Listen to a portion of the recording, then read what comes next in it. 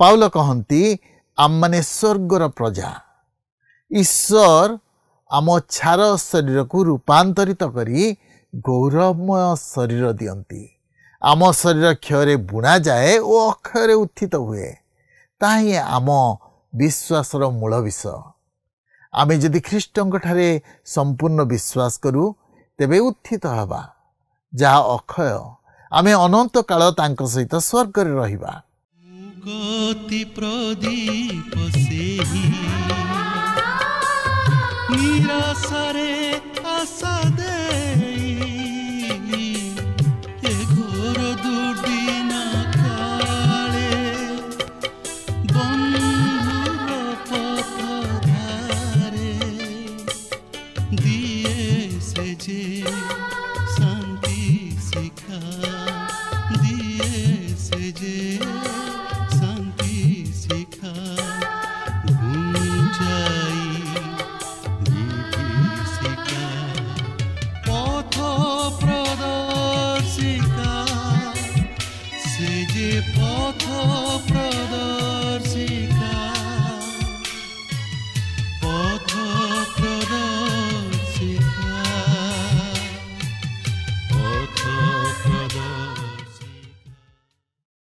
प्रिय दर्शक बंधु नमस्कार।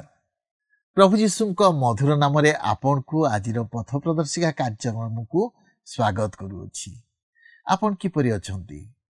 मोर विश्वास प्रभु दया और अनुग्रह आपन निश्चय भल थिबे। आपन नियमित आम कार्यक्रम देखुछंती, शिक्षा लाभ करुछंती और आत्मिक जीवन रे बढ़ुछंती, सेथिबे मु विशेष आनंदित।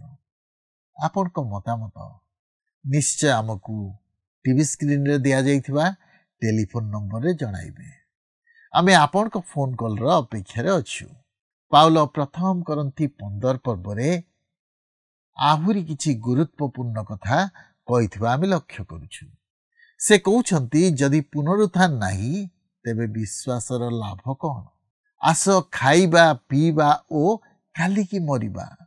अनेकंक मत ठीक से प्रकार। पाउल कहंती जे जदि पुनरुत्थान नहीं मृत्यु परे अनंत जीवन नहीं तेबे विश्वास और धर्म कर्मर आवश्यकता नहीं। सेमान को बड़ प्रश्न है मृत माने किपरि उत्थित हुवंती और कि प्रकार शरीर रे आसंती। पाउल अति सुंदर उत्तर देइथिबा आमे लक्ष्य करूछु।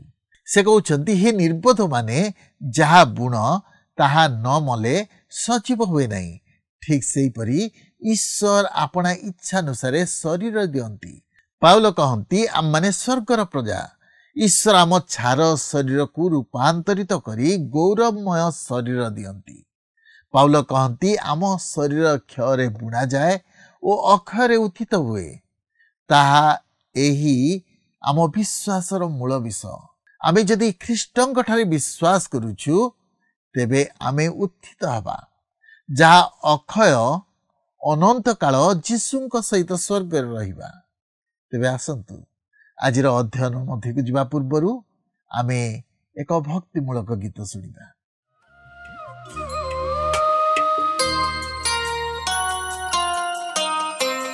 पाप सिउली रे खसे गला जेबे कुनी कुनी पाद तार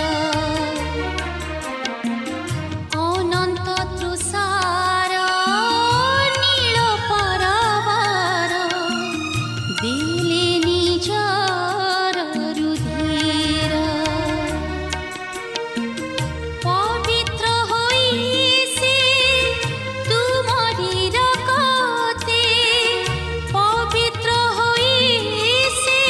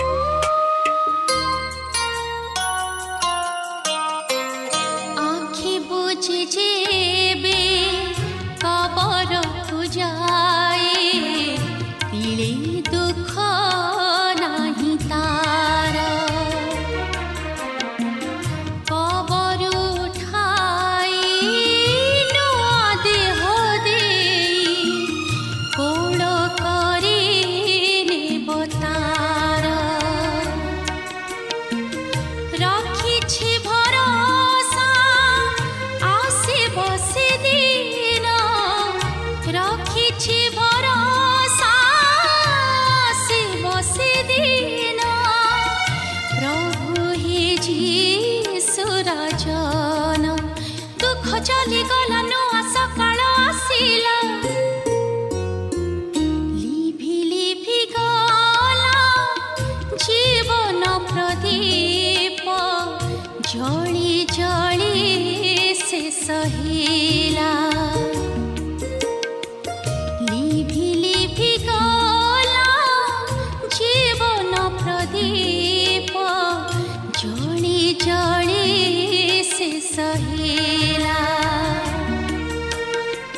से जीवी तुमरी परस पाइला से जीवी तुमरी परस पाइला आशा सुरु जउइला जीवन फुलरे नुआ महक भरिला लिभि लिभि गला जीवन प्रदीप जळी जळी शेष हेला जळी जळी शेष हेला जळी जळी शेष हेला। आसतु वर्तमान आम प्रभुंर वाक्य मध्यक जावा। आज आम प्रथम करिन्थिय 15 पर्वर 37 पदरू आरंभ करी 58 पद पर्यंत अध्ययन करने निमंते जावा। एठार मु आपनको कहि रखे जे आमने सेही पुनरुत्थान विषयवस्तु मध्य रहीअछु।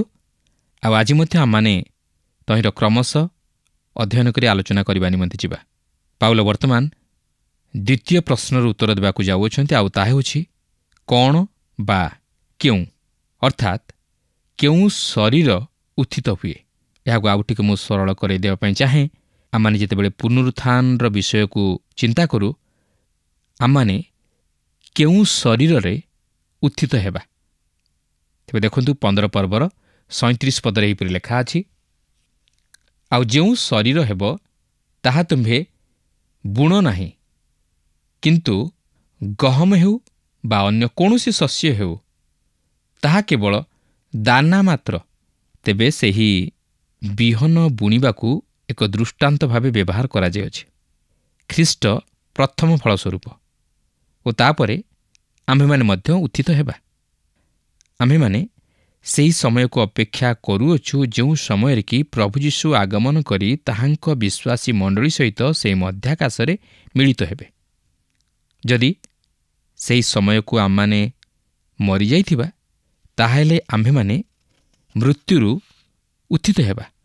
जदि आम्भे माने सेही समय बंची रहिथिबा ताहेले आम्भे माने एक नूतन शरीर रे परिवर्तित होई से मध्याकाशरे प्रभुंक सहित साक्षात करबा निमंते मेघमाळारे ऊर्ध्वकु नीत हेबा। आपण देखंतु सेही जो बिहन ताहा निजकु निजे नूतन शरीर प्रदान करे नाही केवल सेही बुणाली मध्य प्रदान करे नाही मात्र ईश्वर ताहा प्रदान करते। आ ठीक सेही परी आम्भे माने मध्य एक नूतन शरीर रे अर्थात गौरवमय अक्षय शरीर रे उत्थित होई प्रभुंक सहित मिलित हेबा।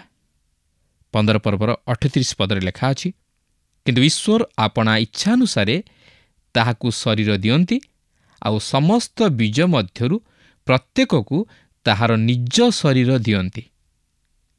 आपण जेतेबेले गहम बा धान बुणंती गहम बा धान ही उत्पन्न हुए किंतु अन्य किछि उत्पन्न हुए कि नुहे अन्य किछि उत्पन्न हुए नाही।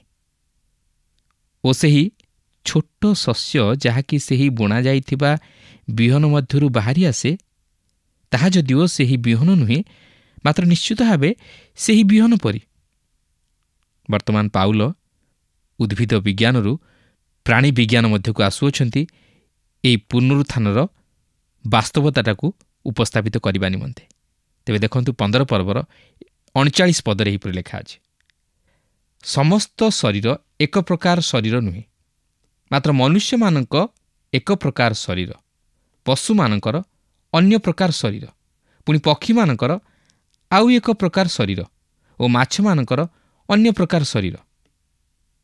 मृत शरीर ଓ ପୁନରୁତ୍ଥିତ ଶରୀର ମଧ୍ୟରେ ଯେଉଁ ଭିନ୍ନତା ରହିଅଛି ତାହା ମନୁଷ୍ୟ ଓ ପଶୁ, ମତ୍ସ୍ୟ ଓ ପକ୍ଷୀ ମଧ୍ୟରେ ଥିବା ଭିନ୍ନତାଠାରୁ ଯଥେଷ୍ଟ ଅଧିକ। ପାଉଲ କହନ୍ତି ସମସ୍ତ ମାଂସ ଏକ ପ୍ରକାରର ମାଂସ ନୁହେଁ। 15 ପର୍ବର 40 ଓ 41 ପଦରେ ଲେଖା ଅଛି, ଆକାଶସ୍ଥ ଶରୀର ଅଛି, ପୃଥିବୀସ୍ଥ ଶରୀର ମଧ୍ୟ ଅଛି, କିନ୍ତୁ ଆକାଶସ୍ଥ ଶରୀରର ଏକ ପ୍ରକାର ତେଜ ଆଉ ପୃଥିବୀସ୍ଥ ଶରୀରର ଅନ୍ୟ ପ୍ରକାର ତେଜ। ସୂର୍ଯ୍ୟର ଏକ ପ୍ରକାର ତେଜ, ଚନ୍ଦ୍ରର ଅନ୍ୟ ପ୍ରକାର ତେଜ ଓ ନକ୍ଷତ୍ରମାଳାର ଅନ୍ୟ ପ୍ରକାର ତେଜ। କାରଣ ତେଜରେ ଗୋଟିଏ ନକ୍ଷତ୍ର ଅନ୍ୟ ନକ୍ଷତ୍ରଠାରୁ ଭିନ୍ନ।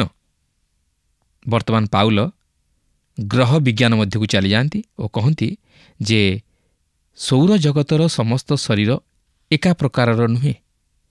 ସୂର୍ଯ୍ୟ ଚନ୍ଦ୍ର ପରି ନୁହେଁ କିମ୍ବା ନକ୍ଷତ୍ରମାନଙ୍କ ପରି ନୁହେଁ, ଏପରିକି ସେହି ନକ୍ଷତ୍ରମାନେ ମଧ୍ୟ ପରସ୍ପରଠାରୁ ଭିନ୍ନ। ଏହାପରେ 42 ଓ 44 ପଦରେ ଲେଖା ଅଛି, ମୃତମାନଙ୍କର ପୁନରୁତ୍ଥାନ ମଧ୍ୟ ସେହି ପ୍ରକାର। କ୍ଷୟରେ ବୁଣାଯାଏ, ଅକ୍ଷୟ ହୋଇ ଉତ୍ଥିତ ହୁଏ। ଅନାଦରରେ ବୁଣାଯାଏ, ଗୌରବାନ୍ୱିତ ହୋଇ ଉତ୍ଥିତ ହୁଏ। ଦୁର୍ବଳତାରେ ବୁଣାଯାଏ, ସବଳ ହୋଇ ଉତ୍ଥିତ ହୁଏ। ପ୍ରାକୃତିକ ଶରୀର ବୁଣାଯାଏ, ଆତ୍ମିକ ଶରୀର ଉତ୍ଥିତ ହୁଏ। ଯଦି ପ୍ରାକୃତିକ ଶରୀର ଅଛି ତେବେ ଆତ୍ମିକ ଶରୀର ସୁଦ୍ଧା ଅଛି। ସେହି ପୁନରୁତ୍ଥାନ ଦ୍ୱାରା ଆମ୍ଭେମାନେ ଏପରି ଏକ ଶରୀର ପ୍ରାପ୍ତ ହେଉ ଯାହାକି ଗୌରବମୟ ଶରୀର। ଆମ୍ଭେମାନେ ସେହି ନୂତନ ଶରୀରରେ ସୌନ୍ଦର୍ଯ୍ୟତା, ମହିମା, ଶକ୍ତି ପ୍ରଭୃତି ପ୍ରାପ୍ତ ହେବା। ଏହା ଅକ୍ଷୟ ଶରୀର। 15 ପର୍ବର 45 ପଦରେ ଲେଖା ଅଛି, ଏହିପରି ମଧ୍ୟ ଲେଖା ଅଛି, ପ୍ରଥମ ମନୁଷ୍ୟ ଆଦମ ଜୀବିତ ପ୍ରାଣୀ ହେଲେ, ଶେଷ ଆଦମ ଜୀବନଦାୟକ ଆତ୍ମା ହେଲେ। ଆପଣ ଦେଖନ୍ତୁ, ପ୍ରଥମ ମନୁଷ୍ୟ ଆଦମ ଶାରୀରିକ ଥିଲେ, ମାତ୍ର ଶେଷ ଆଦମ ଖ୍ରୀଷ୍ଟ ଆତ୍ମିକ ଥିଲେ। ଏହାପରେ 46 ଓ 47 ପଦରେ ଲେଖା ଅଛି, ମାତ୍ର ଯାହା ଆତ୍ମିକ ତାହା ପ୍ରଥମ ନୁହେଁ, କିନ୍ତୁ ଯାହା ପ୍ରାକୃତିକ ତାହା ପ୍ରଥମ, ପରେ ଆତ୍ମିକ। ପ୍ରଥମ ମନୁଷ୍ୟ ପାର୍ଥିବ, ମୃତ୍ତିକାରେ ନିର୍ମିତ। ଦ୍ୱିତୀୟ ମନୁଷ୍ୟ ସ୍ୱର୍ଗରୁ ଆଗତ।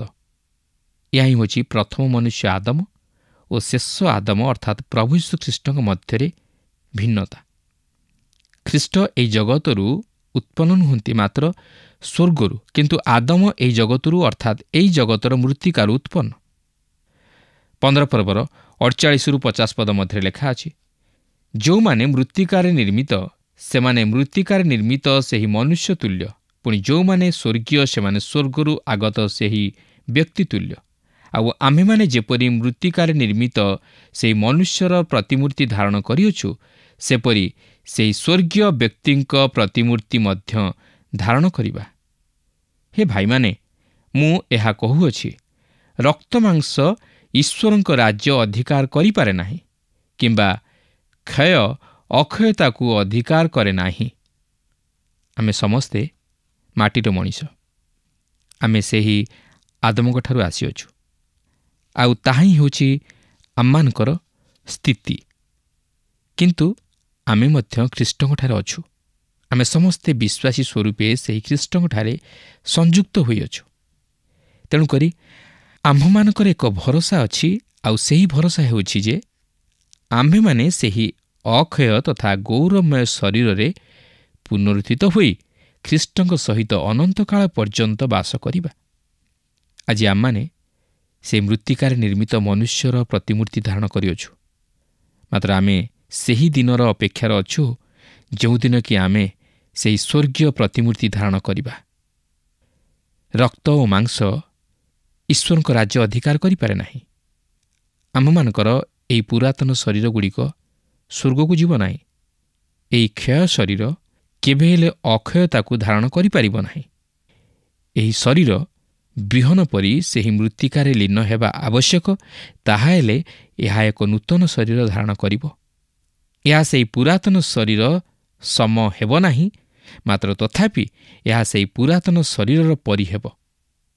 ସେହି କରିନ୍ଥୀୟ ମଣ୍ଡଳୀରେ ପ୍ରଥମ ଭ୍ରାନ୍ତ ଶିକ୍ଷା ଥିଲା ଶାରୀରିକ ପୁନରୁତ୍ଥାନର ଅସ୍ୱୀକାର। କିନ୍ତୁ ଆମେ ଦେଖୁ ପାଉଲ କିପରି ଭାବରେ ସେହି ପୁନରୁତ୍ଥାନର ସତ୍ୟତାକୁ ପ୍ରମାଣିତ କଲେ। ପାଉଲ କହନ୍ତି, ପ୍ରଭୁ ଯୀଶୁଖ୍ରୀଷ୍ଟ ମୃତ୍ୟୁରୁ ଉତ୍ଥିତ ହେଲେ ଓ ଆମମାନଙ୍କର ଶରୀର ମଧ୍ୟ ସେହି ଖ୍ରୀଷ୍ଟଙ୍କର ଏହି ଜଗତକୁ ଆଗମନ ସମୟରେ ପୁନରୁତ୍ଥିତ ହେବ। ପାଉଲ କହନ୍ତି, ଆମମାନଙ୍କର ଏହି ପାର୍ଥିବ ଶରୀର ଆତ୍ମିକ ଶରୀର ପରି ସଜୀବ ହେବ। ବାସ୍ତବରେ ପ୍ରତ୍ୟେକ ଖ୍ରୀଷ୍ଟ ବିଶ୍ୱାସୀମାନଙ୍କ ନିମନ୍ତେ ଏହା ଏକ ଅପୂର୍ବ ଭରସା ଯେ ଆମେ ମଧ୍ୟ ଦିନେ ଖ୍ରୀଷ୍ଟଙ୍କ ସଦୃଶ ମୃତ୍ୟୁରୁ ପୁନରୁତ୍ଥିତ ହୋଇ ଖ୍ରୀଷ୍ଟଙ୍କ ସହିତ ଅନନ୍ତକାଳ ପର୍ଯ୍ୟନ୍ତ ବାସ କରି ସ୍ୱର୍ଗୀୟ ସୁଖ ଓ ବିଭବର ଭାଗୀ ହେବା। ଆସନ୍ତୁ ବର୍ତ୍ତମାନ ପୁନରୁତ୍ଥାନର ଶକ୍ତି ସମ୍ପର୍କରେ କିଛି ଆଲୋଚନା କରିବା। 15 ପର୍ବର 51 ପଦରେ ଲେଖା ଅଛି, ଦେଖ ମୁଁ ତୁମମାନଙ୍କୁ ଗୋଟିଏ ନିଗୁଢ଼ କଥା କହୁଅଛି, ଆମ୍ଭେମାନେ ସମସ୍ତେ ମହାନିଦ୍ରା ପ୍ରାପ୍ତ ହେବା ନାହିଁ, କିନ୍ତୁ ଏକ ମୁହୂର୍ତ୍ତରେ ଚକ୍ଷୁର ପଲକରେ ଶେଷ ତୁରୀଧ୍ୱନିରେ ଆମମାନେ ସମସ୍ତେ ପରିବର୍ତ୍ତିତ ହେବା। କାରଣ ତୁରୀ ବାଜିବ, ଆଉ ମୃତମାନେ ଅକ୍ଷୟ ହୋଇ ଉତ୍ଥିତ ହେବେ, ପୁଣି ଆମ୍ଭେମାନେ ପରିବର୍ତ୍ତିତ ହେବା। ଏହା ହେଉଛି ଏକ ଚମତ୍କାର ରହସ୍ୟ ଯାହାକି ଏହି ସ୍ଥାନରେ ପ୍ରକାଶିତ ହୋଇଅଛି। ପାଉଲ କହନ୍ତି, ଦେଖ ମୁଁ ତୁମମାନଙ୍କୁ ଗୋଟିଏ ନିଗୁଢ଼ କଥା କହୁଅଛି, ଆଉ ତାହା ହେଉଛି ଆମ୍ଭେମାନେ ସମସ୍ତେ ମହାନିଦ୍ରା ପ୍ରାପ୍ତ ହେବା ନାହିଁ, ମାତ୍ର ଆମ୍ଭେମାନେ ସମସ୍ତେ ପରିବର୍ତ୍ତିତ ହେବା। ଆପଣ ମୃତ୍ୟୁବରଣ କରିଥାନ୍ତୁ ବା ନ କରିଥାନ୍ତୁ, ମାତ୍ର ଆପଣ ଯଦି ଖ୍ରୀଷ୍ଟଙ୍କଠାରେ ଅଛନ୍ତି ତାହେଲେ ଆପଣ ନିଶ୍ଚିତ ଭାବେ ପରିବର୍ତ୍ତିତ ହେବେ। ବେଳେବେଳେ ଆମେ ଶୁଣୁ ଲୋକମାନେ କହନ୍ତି, ମୁଁ ବିଶ୍ୱାସ କରେ ଯେ ଖ୍ରୀଷ୍ଟଙ୍କ ଆଗମନ ସମୟରେ ମୁଁ ଜୀବିତ ହେବି, ତେଣୁ ମୁଁ ତାହାଙ୍କର ଉପସ୍ଥିତି ମଧ୍ୟରେ ପ୍ରବେଶ କରିବି। ତେବେ ଆମେ ସେହି ଖ୍ରୀଷ୍ଟଙ୍କର ଉପସ୍ଥିତି ମଧ୍ୟକୁ ଯିବା ପୂର୍ବରୁ ଆମମାନଙ୍କୁ ପ୍ରଥମେ ପରିବର୍ତ୍ତିତ ହେବାକୁ ହେବ। ପ୍ରିୟ ବନ୍ଧୁ, ଏହି ବିଷୟ ଆମମାନଙ୍କୁ ଆଶ୍ଚର୍ଯ୍ୟ ବା ଅସମ୍ଭବ ପରି ଜଣାଯାଏ, ମାତ୍ର ଏହା ନିରାଟ ସତ୍ୟ। ଯେହେତୁ ଖ୍ରୀଷ୍ଟ ମୃତ୍ୟୁକୁ ଜୟ କରି ଆଜି ମଧ୍ୟ ଜୀବିତ ଓ ସେ ଏହି ଜଗତକୁ ପୁନର୍ବାର ଆଗମନ କରିବା ପାଇଁ ଯାଉଅଛନ୍ତି ଏହି ଜଗତର ବିଚାର କରିବା ପାଇଁ। ତେବେ ଏହି ସମସ୍ତ ବିଷୟ ଅଚାନକ ଘଟିବ ଓ ଏକ ମୁହୂର୍ତ୍ତରେ ଆମମାନେ ପରିବର୍ତ୍ତିତ ହେବା। ଲେଖା ଅଛି, ଶେଷ ତୁରୀ ଧ୍ୱନିରେ ଆମମାନେ ସମସ୍ତେ ଅର୍ଥାତ୍ ଯେତେ ଜଣ ଖ୍ରୀଷ୍ଟଙ୍କ ଠାରେ ଥାଇ ମରିଥିବୁ ଓ ଅବଶିଷ୍ଟ ଜୀବିତ ଥିବୁ, ଆମମାନେ ସମସ୍ତେ ପରିବର୍ତ୍ତିତ ହେବା। ତେବେ ସେହି ଶେଷ ତୁରୀ ଧ୍ୱନି କ'ଣ? ତାହା ହେଉଛି ତାହାଙ୍କର ଶେଷ ଡାକରା। ସେହି ତୁରୀ ହେଉଛି ତାହାଙ୍କର ସ୍ୱର। ଯୋହନ ସେହି ପ୍ରକାଶିତ ବାକ୍ୟରେ ଏହିପରି ପ୍ରକାଶ କରନ୍ତି, ଯାହାକି ପ୍ରକାଶିତ ବାକ୍ୟ 1 ପର୍ବର 10 ପଦରୁ 13 ପଦରେ ଲେଖା ଅଛି, ମୁଁ ପ୍ରଭୁଙ୍କ ଦିନରେ ଆତ୍ମାରେ ଆବିଷ୍ଟ ହୋଇ ମୋର ପଶ୍ଚାତରେ ତୁରୀ ଶବ୍ଦ ପରି ଗୋଟିଏ ମହାସ୍ୱର ଏହା କହୁଥିବା ଶୁଣିଲି, ତୁମ୍ଭେ ଯାହା ଦର୍ଶନ କରୁଅଛ ତାହା ଗୋଟିଏ ପୁସ୍ତକରେ ଲିପିବଦ୍ଧ କରି ସପ୍ତ ମଣ୍ଡଳୀ ଅର୍ଥାତ୍ ଏଫିସ, ସ୍ପୁର୍ଣ୍ଣା, ପର୍ଗମ, ଥୁୟାତିରା, ସାର୍ଦି, ଫିଲାଦେଲଫିଆ ଓ ଲାଓଦିକିଆ ନିକଟକୁ ପ୍ରେରଣ କର। କିଏ ମୋ ସହିତ କଥା କହୁଅଛନ୍ତି ଏହା ଦେଖିବା ନିମନ୍ତେ ମୁଁ ବୁଲି ପଡ଼ିଲି, ଆଉ ବୁଲି ପଡ଼ନ୍ତେ ମୁଁ ଦେଖିଲି ସପ୍ତ ସୁବର୍ଣ୍ଣ ପ୍ରଦୀପ, ପୁଣି ସେହି ପ୍ରଦୀପଗୁଡ଼ିକର ମଧ୍ୟସ୍ଥଳରେ ମନୁଷ୍ୟପୁତ୍ରଙ୍କ ସଦୃଶ ଜଣେ ବ୍ୟକ୍ତି। ସେ ପାଦ ପର୍ଯ୍ୟନ୍ତ ବସ୍ତ୍ରରେ ଆଚ୍ଛାଦିତ ଓ ବକ୍ଷସ୍ଥଳରେ ସୁବର୍ଣ୍ଣ ପଟୁକା ଦ୍ୱାରା ବେଷ୍ଟିତ। ତେଣୁକରି ସେହି ଶେଷ ତୁରୀ ହେଉଛି ପ୍ରଭୁ ଯୀଶୁଖ୍ରୀଷ୍ଟଙ୍କ ସ୍ୱର।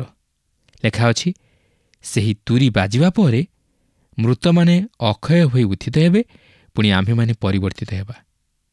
ଏହାପରେ 53 ପଦରେ ଲେଖା ଅଛି, କାରଣ ଏହି କ୍ଷୟ ଶରୀରକୁ ଅକ୍ଷୟତା ରୂପ ବସ୍ତ୍ର ପରିଧାନ କରିବାକୁ ହେବ, ଆଉ ଏହି ମର୍ତ୍ତ୍ୟ ଶରୀରକୁ ଅମରତା ରୂପ ବସ୍ତ୍ର ପରିଧାନ କରିବାକୁ ହେବ। ଏହା ହିଁ ହେଉଛି ସେହି ଅକ୍ଷୟ ତଥା ଗୌରବମୟ ଶରୀର। କାରଣ ଆମ୍ଭେମାନେ ଏହି ପୁରାତନ ଶରୀରକୁ ବା କ୍ଷୟ ଶରୀରକୁ ନେଇ ସ୍ୱର୍ଗକୁ ଯାଇପାରିବା ନାହିଁ, କାରଣ ତାହା ପବିତ୍ର ସ୍ଥାନ ଓ ଆମ୍ଭେମାନେ ପବିତ୍ର ଈଶ୍ୱରଙ୍କର ଉପସ୍ଥିତି ମଧ୍ୟରେ ପ୍ରବେଶ କରିବାକୁ ହେଲେ ଆମ୍ଭମାନଙ୍କୁ ଏକ ଅକ୍ଷୟ ତଥା ଗୌରବମୟ ଶରୀର ଧାରଣ କରିବାକୁ ହେବ। ଯଦିଓ ଏହା ପୁରାତନ ଶରୀର ସଦୃଶ ଦେଖାଯିବ, ମାତ୍ର ଏହା ସେହି ଶରୀର ନୁହେଁ, ମାତ୍ର ଏକ ନୂତନ ଅକ୍ଷୟ ତଥା ଅମର ଓ ଗୌରବମୟ ଶରୀରରେ ପରିଣତ ହେବ। କେତେ ଚମତ୍କାର ବିଷୟ ନୁହେଁ କି? ଭାବିଲେ ବଡ଼ ଆଶ୍ଚର୍ଯ୍ୟ ଲାଗେ। ମାତ୍ର ପ୍ରଭୁଙ୍କର ବାକ୍ୟ ଏହା ପ୍ରକାଶ କରେ, ଆଉ ଏହା ସତ୍ୟ, ଆଉ ଏହା ଏହି ପ୍ରକାର ଘଟିବା ପାଇଁ ଯାଉଅଛି। 15 ପର୍ବର 54ରୁ 57 ପଦ ମଧ୍ୟରେ ଏହିପରି ଲେଖା ଅଛି, କିନ୍ତୁ ଏହି କ୍ଷୟ ଶରୀର ଅକ୍ଷୟ ରୂପ ବସ୍ତ୍ର ଓ ଏହି ମର୍ତ୍ତ୍ୟ ଶରୀର ଅମରତା ରୂପ ବସ୍ତ୍ର ପରିଧାନ କଲା ଉତ୍ତାରେ ଏହି ଲିଖିତ ବାକ୍ୟ ସଫଳ ହେବ, ଜୟ ମୃତ୍ୟୁକୁ ଗ୍ରାସ କରିଅଛି। ରେ ମୃତ୍ୟୁ, କାହିଁ ତୋର ଜୟ? ରେ ମୃତ୍ୟୁ, କାହିଁ ତୋର ନାହୁଡ଼? ମୃତ୍ୟୁର ନାହୁଡ଼ ପାପ, ଆଉ ପାପର ବଳ ବ୍ୟବସ୍ଥା।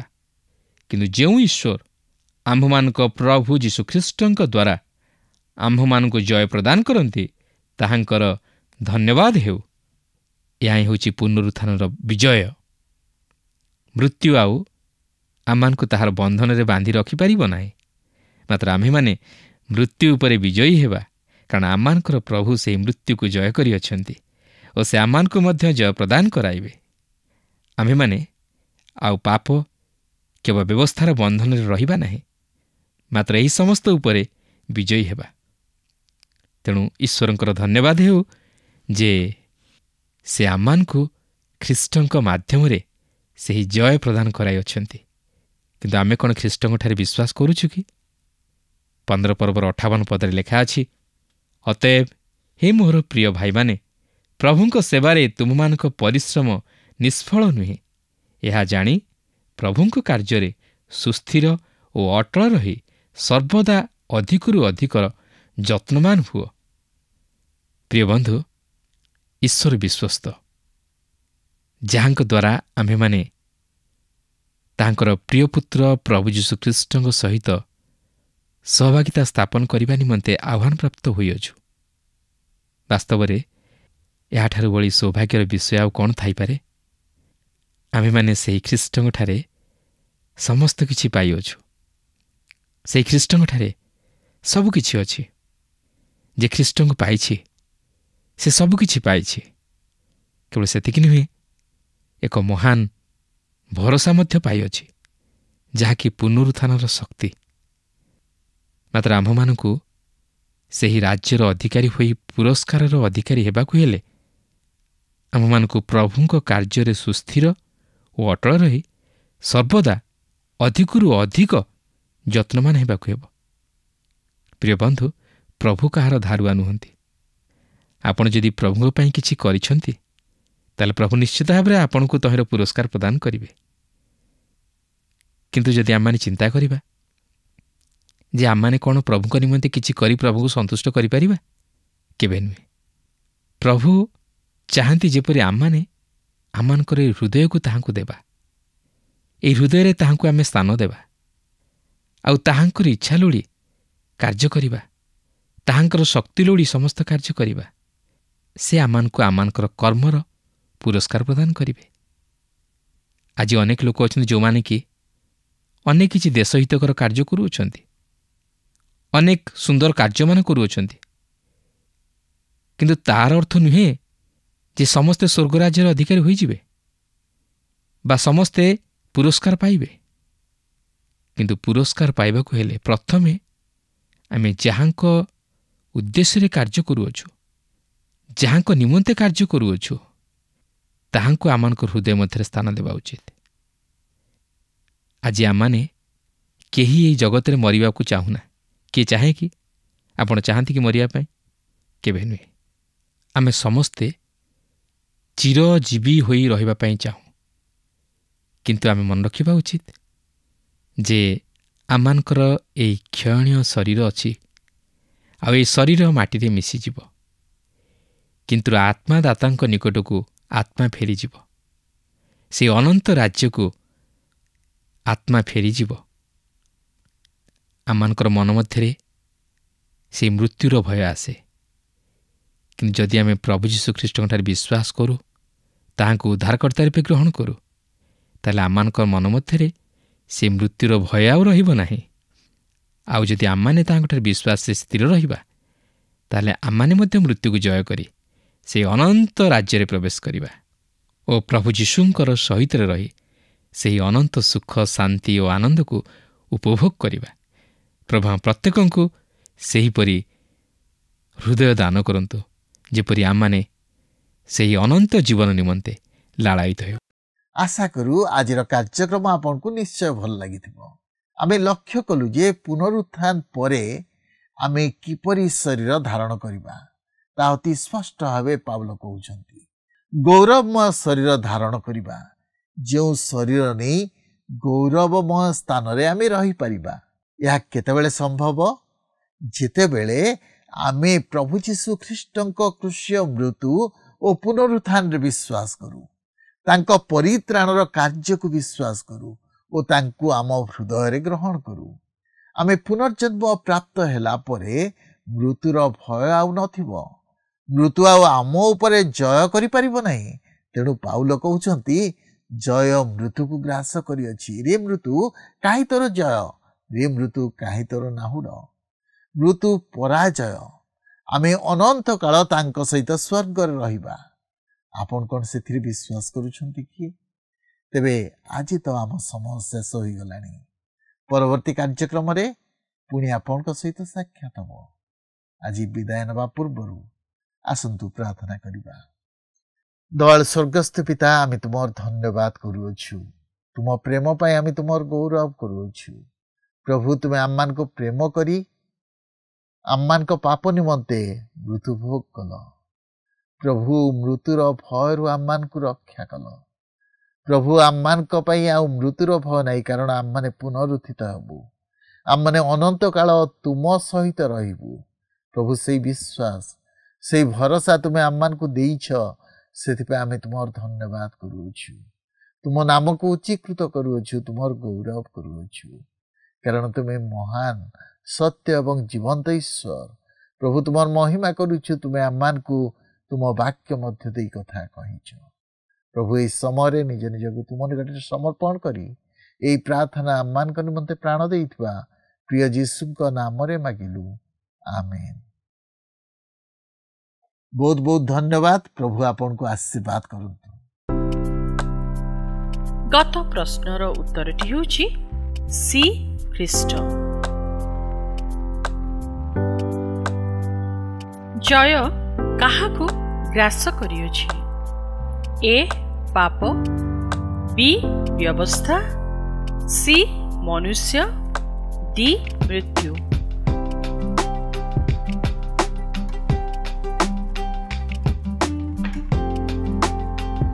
এই প্রশ্নর উত্তর আসন্তাকালি সন্ধ্যা 6টা মধ্যে option A, B, C, D মধ্যরু সঠিক উত্তর বাছি আপনার নাম ও সম্পূর্ণ ঠিকনা সহিত 9777221415 ফোন নম্বরে SMS কিংবা WhatsApp দ্বারা জଣାଇବାକୁ অনুরোধ। जदि आपको आम कार्यक्रम भल लगुच तेबे 0444908126 रे मिस्ड कॉल दे विजय होई परिबे। गत सप्ताहर विजय दर्शक बंधु हेले गजपति नयमी नायक और परिवार।